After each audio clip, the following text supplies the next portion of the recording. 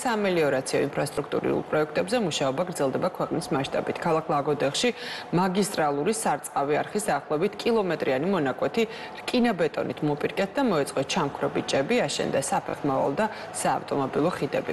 აშენებული სამუშაოები არხში წყლის შეუფერხებლად გადინებას შეუწყობს. ხელს შედეგად დაახლოებით 370 ჰექტარ სასოფლო-სამეურნეო მიწის ფართობზე წყალური უზრუნველყოფის გაუმჯობესებასთან ერთად არხის მიმდებარედ არსებული საკარმი და მოეზოების დატბორვის საშიშროებაც აღარ იარსებებს. სამუშაოების დასრულების ეტაპზეა, ამ მიმართულებით 50 სარეაბილიტაციო პროექტი ხორციელდება.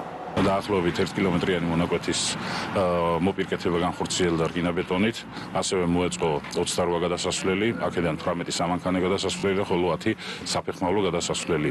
აქ ცხოვრობ 11 წელი. ამე და ძალიან ვიყავი დაზარალებული ყველანაირად. რამდენი წვიმა მოვიდო და იმდენი წყალი მივარდებოდა ეზოში, სახლში, დატბორილი მქონდა სულ. მთელი ავეჯი, სულ კედლები, ყველაფერი გაფუჭებული მაქვს.